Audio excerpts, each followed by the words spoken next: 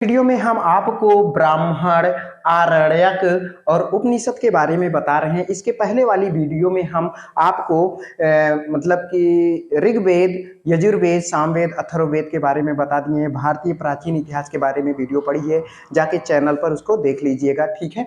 तो ये है ब्राह्मण, आरण्यक और उपनिषद। संहिता के बाद अब इसमें संहिता के बारे में अगली वीडियो में पता चल जाएगा, जहां पे ऋग्वेद, यजुर्वेद, सामवेद, अथर्ववेद के बारे में बताए हैं, जाके उसमें देख लीजिएगा, ठीक है। तो संहिता के बाद ब्राह्मण, आरण्यक एवं उपनिषद का स्थान आता है। उपनिषद का स्थान आता है तो इसमें उत्तर वैदिक कालीन समाज और संस्कृति के बारे में जानकारी प्राप्त होती है। इससे जो है उत्तर वैदिक कालीन समाज और संस्कृति के बारे में जानकारी प्राप्त होती है। तो आ गया ब्राह्मण ग्रंथ में वैदिक संहिता की व्याख्या करने के लिए गद्य में लिखे गए हैं। तो ब्राह्मण ग्रंथ किस में लिखे गए हैं? गद्य में लिखे गए हैं। वैदिक संहिता की व्याख्या करने के लिए किस में लिखा गया है? गद्य में लिखा गया है। कुछ भी प्रश्न पूछा जा सकता है, ठीक है। वेद क्या है? वेद क्या है और उसके ब्राह्मण ग्रंथ। वेद और उसके ब्राह्मण ग्रंथ। वेद है ऋग्वेद का ब्राह्मण ग्रंथ है ऐतरेय कौशितकी, और यजुर्वेद का ब्राह्मण ग्रंथ है तैत्तिरीय व शतपथ।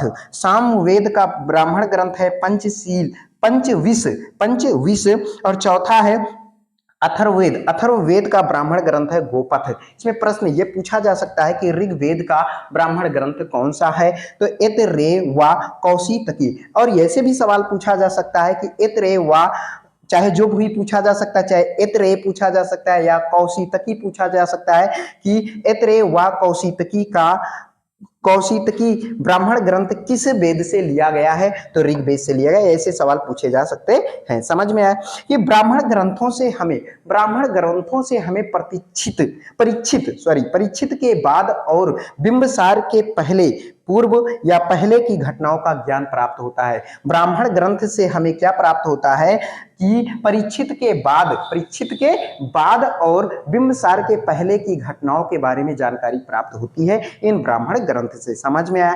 फिर ठीक है, आर्यक के बारे में हमको पता चला है कि आर्यक में यज्ञ से जुड़े जो यज्ञ होता है ना, यज्ञ पूजा पाठ में यज्ञ नहीं होता, यज्ञ से जुड़े कर्म कांडों की दार्शनिक और प्रतीकात्मक अभिव्यक्ति है। कर्मकांडों की दार्शनिक और प्रतीकात्मक अभिव्यक्ति है। समझ में आया? किसमें है? कर्मकांडों की दार्शनिक और प्रतीकात्मक अभिव्यक्ति किससे जुड़ा हुआ है? यज्ञ से जुड़ा हुआ है। और यह कर्मकांडों की दार्शनिक एवं प्रतीकात्मक अभिव्यक्ति किसमें है? किस ग्रंथ में है? आर्यक ग्रंथ में है। समझ में आया? ऐसे प्रश्न पूछा जा सकता है। अब उपनिषद की बात आ गई। उपनिषदों की संख्या कितनी है? 108 है, जिसको हम 13 को मूलभूत उपनिषदों की श्रेणी में रखा गया है। इसमें सवाल पूछा जा सकता है कि उपनिषदों की संख्या कितनी है? 108 है, और मूलभूत उपनिषद की संख्या कितनी है? 13 है, ठीक है। और यह भी सवाल पूछा जा सकता है मूलभूत उपनिषदों में कितनी संख्याओं को रखा गया है? 13 संख्याओं को मूलभूत श्रेणी में रखा गया है। और उपनिषद में यज्ञ से जुड़े दार्शनिक विचार शरीर, ब्रह्मांड, आत्मा तथा ब्रह्मा की व्याख्या की गई है। यज्ञ से जुड़े उपनिषद में दार्शनिक विचार, शरीर, ब्रह्मांड, आत्मा तथा ब्रह्मा की व्याख्या किससे जुड़ी, किसमें है? उपनिषद में है, ठीक है। समझ में आया?